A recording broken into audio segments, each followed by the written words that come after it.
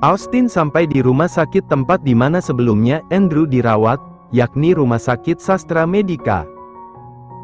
Dia berjalan dengan tergesa dengan wajahnya yang tampak sangat marah.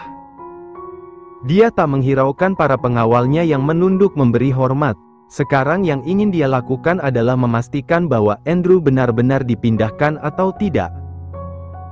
Tanpa bertanya pada pihak rumah sakit, Austin langsung melangkah ke ruangan sang kakak. Berharap apa yang dikatakan anak buahnya adalah kebohongan. Namun, belum juga sampai di sana, seorang suster menahan langkahnya. "Tuan, tunggu. Apa Anda mencari Tuan Andrew?" Mendengar itu, Austin dengan nafasnya yang terengah-engah segera berbalik. Dia menatap tajam wanita berseragam itu, hingga membuat wanita itu ketakutan dan refleks menunduk. "Iya, di mana dia?" sentak Austin, tidak peduli pada beberapa orang yang mulai melihat ke arahnya. Sungguh dia tidak ingin menghiraukan itu semua. "Maaf, Tuan. Tadi pagi Tuan Andrew sudah dipindahkan. Apakah tidak ada konfirmasi dengan Anda?" Mendengar itu, bola mata Austin melebar dengan sempurna dengan gigi depan yang saling menaut. "Apa? Dia dipindah? Siapa yang berani memindahkannya?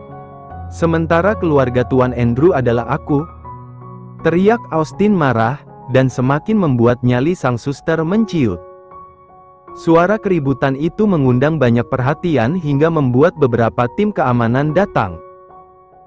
"Mohon maaf, Tuan, jangan berteriak seperti itu, ini rumah sakit," ucap salah satu dari mereka. "Aku tidak peduli, sekarang jelaskan kepadaku siapa yang memindahkannya dan kemana kakakku itu." "Put," suara suster itu terbata, tetapi pihak keamanan memberi ruang agar ia menjelaskan lebih gamblang. Masalah Austin biar menjadi urusan mereka, andai pria itu mengamuk mereka langsung bisa mengusirnya.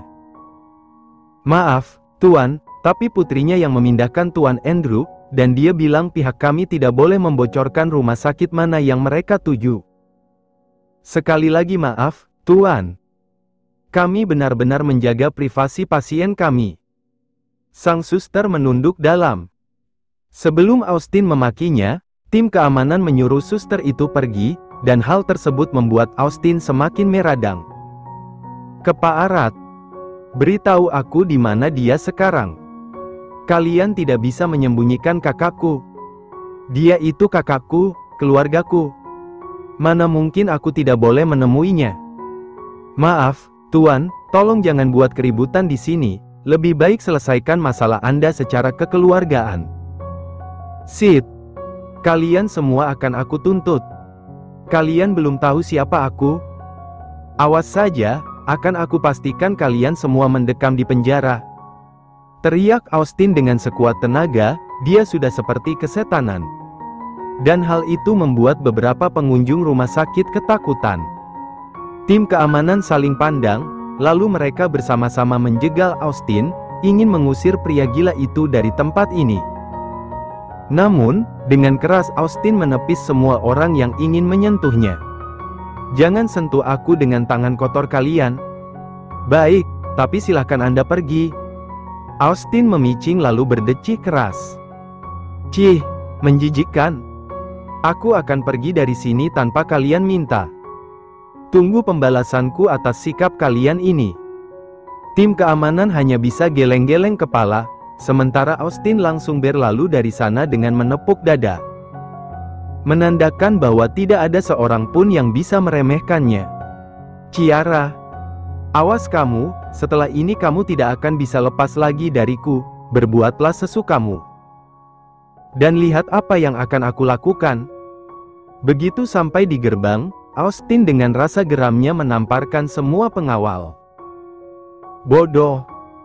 Kalian semua bodoh," makinya dengan sorot mata yang sama sekali belum melunak. "Maafkan kami, Tuan," jawab mereka berbarengan dan menundukkan kepala, tanda bahwa mereka sangat menyesal.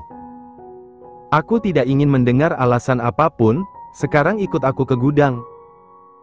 Lantas setelah itu, dia kembali ke mobilnya dan mencoba menghubungi Rihanna. Namun, Panggilannya masih saja belum diterima. Dasar wanita jalang. Kemana dia sebenarnya?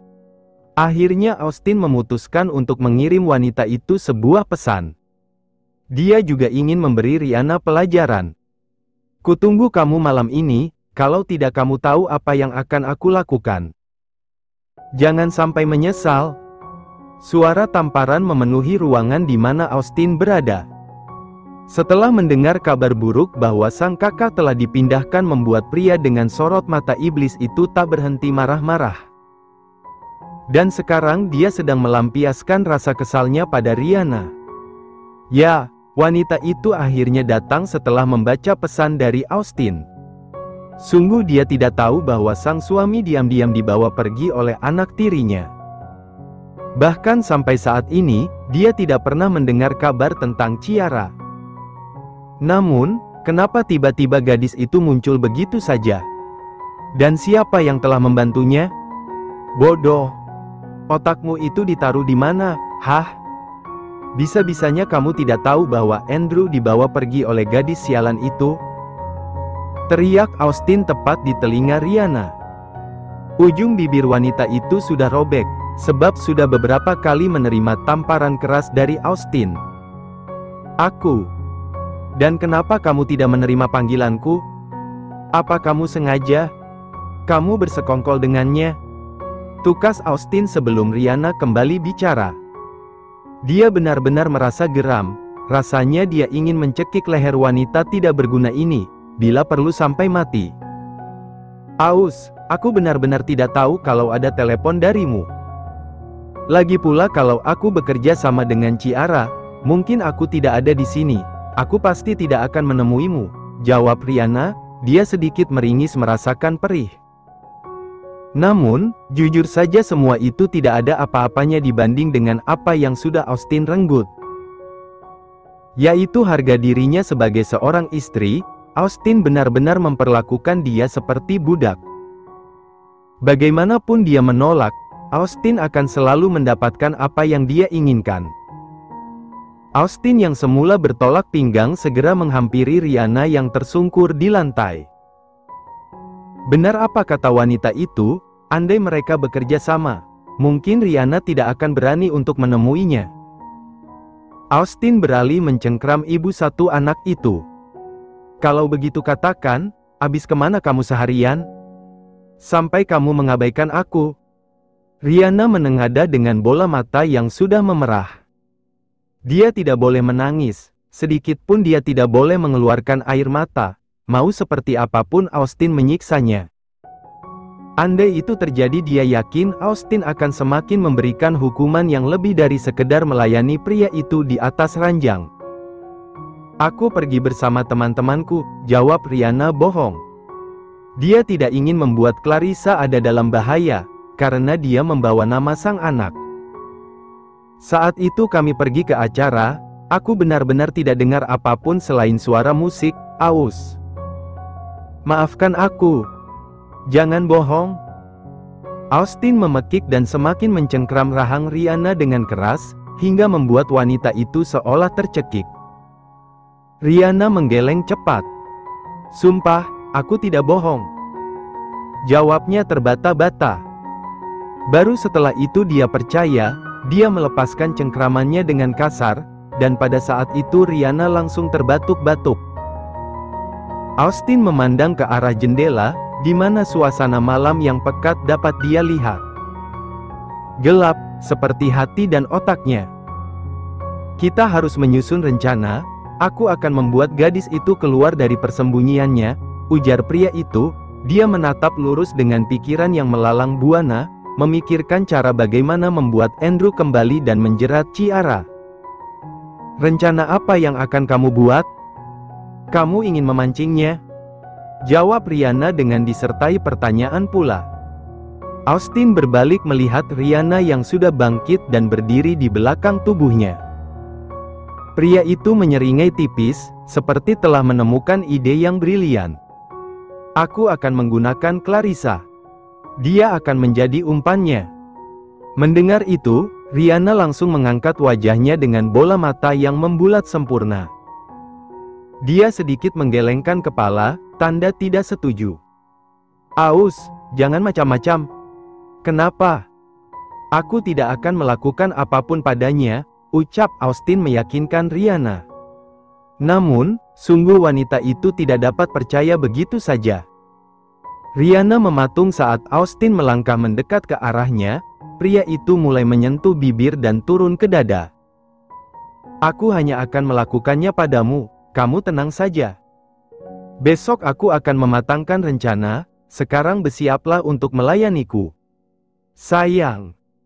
Tangan Rihanna langsung terkepal kuat. Sebagai ibu yang menyayangi putrinya, sungguh dia tidak dapat berbuat apa-apa. Semua yang dia lakukan tidak lebih hanya karena ingin melindungi Clarissa. Tengah malam Rihanna baru saja tiba di rumah. Dia tetap pulang sebab tak ingin membuat Clarissa khawatir padanya. Meski sempat berdebat dengan Austin, akhirnya pria itu mau melepaskannya dengan alasan tak ingin sampai membuat sang anak curiga. Dan pagi ini, Rihanna menyambangi kamar Clarissa. Dia sudah berpikir tentang semua yang dia bicarakan dengan Austin. Semalam dia tidak bisa tidur sedikit pun. Sekarang dia ingin membicarakan hal tersebut dengan anak semata wayangnya. Ra, apa kamu sudah bangun? Tanya Rihanna seraya menggerakkan tangan untuk mengetuk pintu.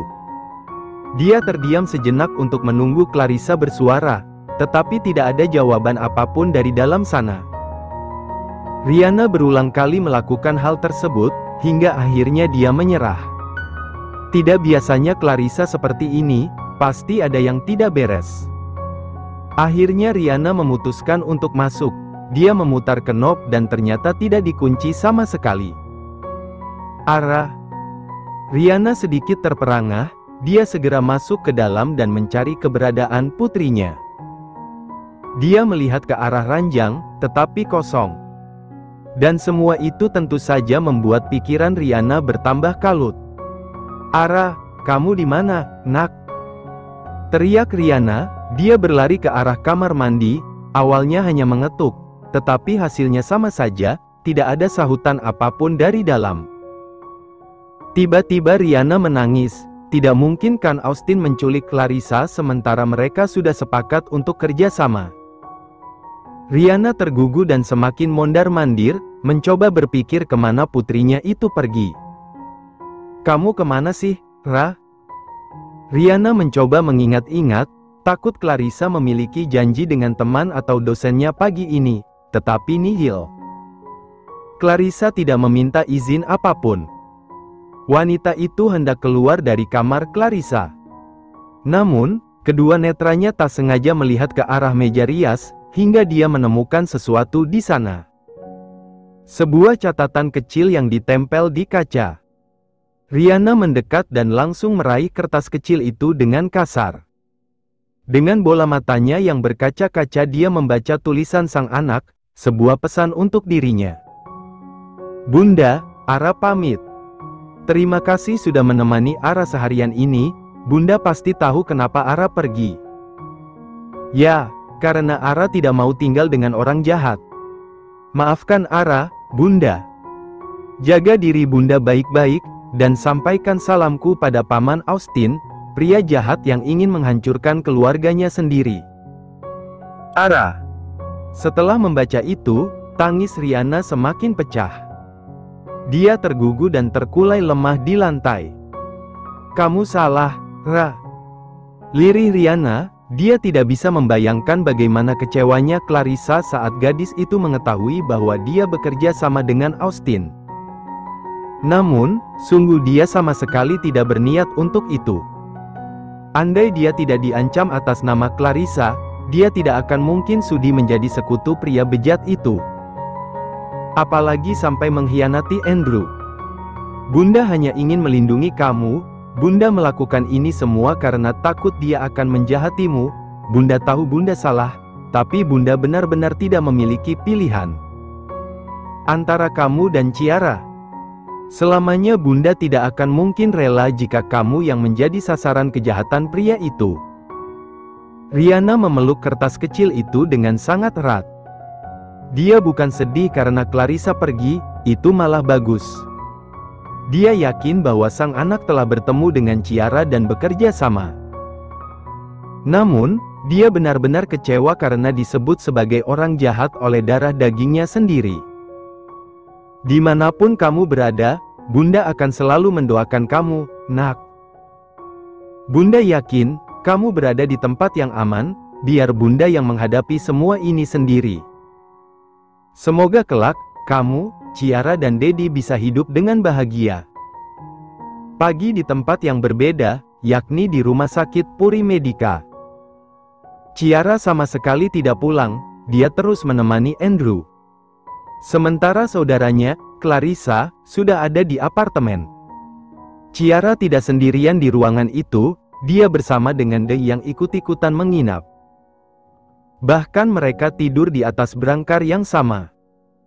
Ciara yang kedinginan selalu mengusap ke dalam dada bidang De, sedangkan tangan pria itu tanpa sadar sudah menjalar kemana-mana.